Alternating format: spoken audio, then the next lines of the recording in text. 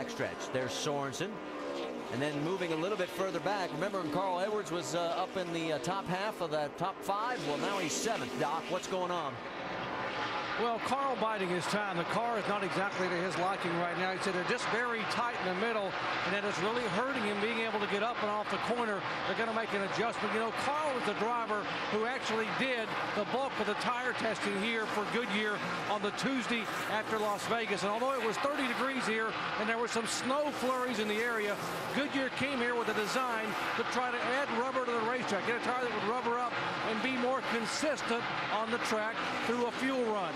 Now, what they found out was, although you didn't see as much rubber on the racetrack, you could feel the grip building up as the day progressed. And Carl said that's why you're able to actually drive the car with the rear tires. You don't see the rubber on the track, but it is getting more and more grip. So Goodyear has done a pretty good job with the new tire. Dave.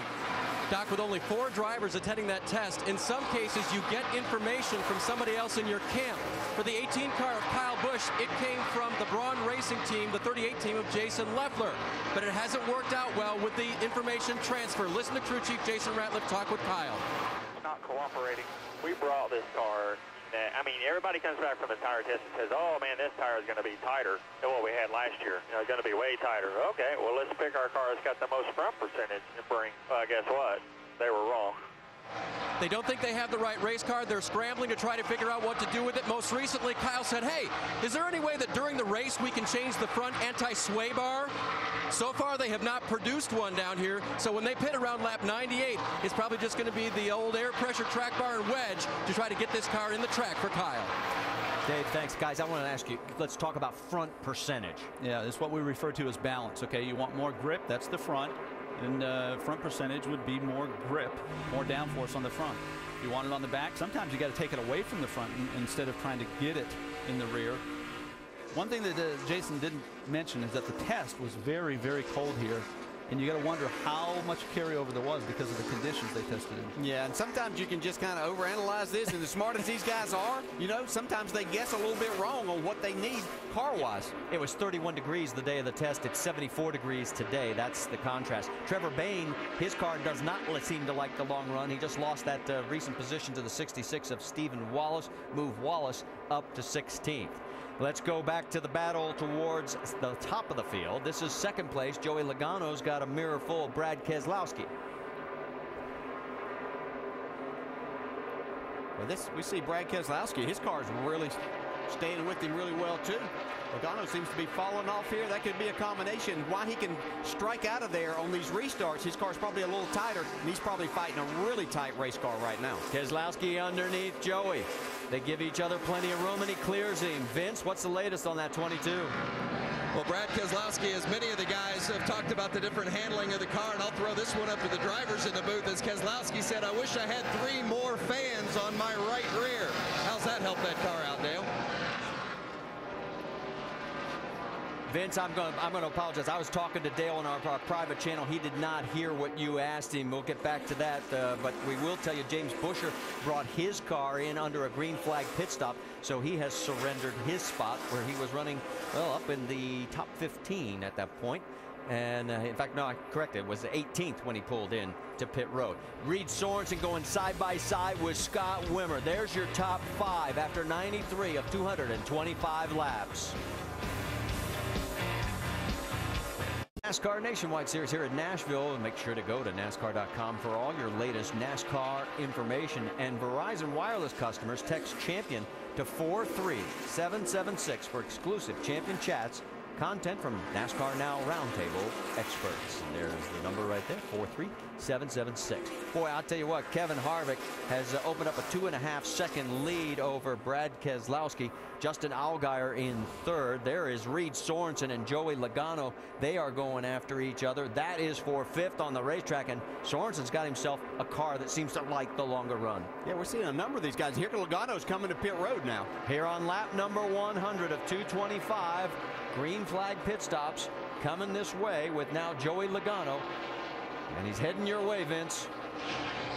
Well, Joey Logano has fought a race car not bad today. He's led the majority of the laps, but he has dealt with a car that's a little bit loose in and then tight in the center. Earlier on that initial stop, they made that air pressure to help it in, and then the track bar adjustment to help it in the center. This time, when Logano comes in, it's going to be, once again, you see no chassis adjustment at this point, although they did make a chassis adjustment in the rear. They're going around 4 tires for the 20 car. Joey Logano, they had a slow stop the first time around. Let's see if they can make it a little smoother and quicker this time. Again, not the fastest stop.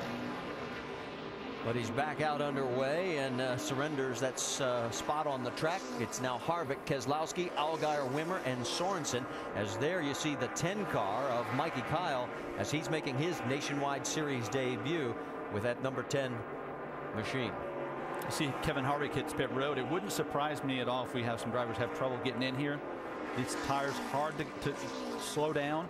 And let's go to Jamie. And Ricky Stenhouse Jr. just trying to finish his first race of the year. He's free on entry. It's really hurting him. Been running him about mid-pack the entire race. 4 tires going to try to tighten him up, fill it up with Sunoco, Vince. Well, to give you an idea how good the car is for the 33 of Kevin Harvick, no changes on this race car. He noted up in the booth earlier he was really good on the long run and a good stop for Ernie Cope's crew in the 33. The Allgaier crew having some problems in the 12 as a tire gets away. And they've got to get that back into the box before he can take off. And boy, this has turned into a lengthy stop for Justin Allgaier. So everything he gained on the track, and he has been driving very well today, he just lost. And then some. Now he has to get his focus back and not overdrive this car trying to make it up. Let's check in with Dr. Jerry Punch. Brendan Gaughan having a run, the better run than he thought they would be. They have struggled all weekend. When the race began, he was loose in and very, very tight off. And our broadcaster taking a week off. It was the car over there, Rusty Wallace, helping make some of the calls to get Brendan dialed in. Doc, we got to interrupt you. We've got a crash out on the track. Another tough break for Ricky Stenhouse. This team has been struggling. They are not even in the top 30 in points for Roush Fenway Racing, and now he is in the wall. He was running 20th at the time, and look at the damage on that City Financial Ford. So the caution has come out. Now they can continue to work on those cars that were already in. So a big break for Brad Keselowski. They get to finish the work. Not sure how that developed, but the point I was trying to make earlier is that it's so hard to slow these cars down when you're in the racing groove and you're looking, checking your mirror. Got to get down to pit road speed. That did happen off of turn 4.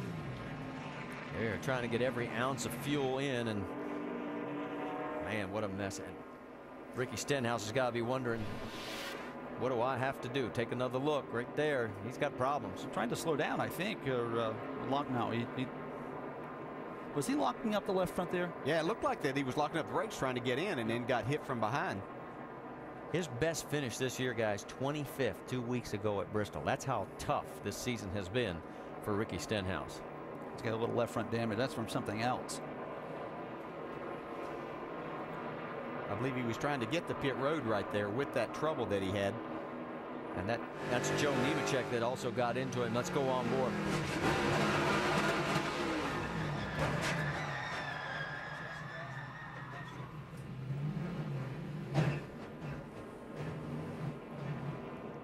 Pits are closed right now, we can tell you. Joe Nemechek, if you remember, I think it was last year, he ended up going upside down across the start-finish line.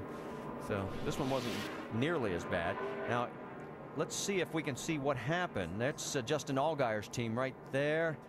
Oh, the tire ends up hitting the car. That's how it got outside the box. We only saw the end result, guys. And then that presents the tire rub, which makes the tire go down. And yeah, very dangerous situation right there on pit road. You know, as a driver, it's your responsibility. You know these guys are out here doing their job, and it's your job to dodge those guys and make sure that you don't get into them. And that is part of the experience, isn't it?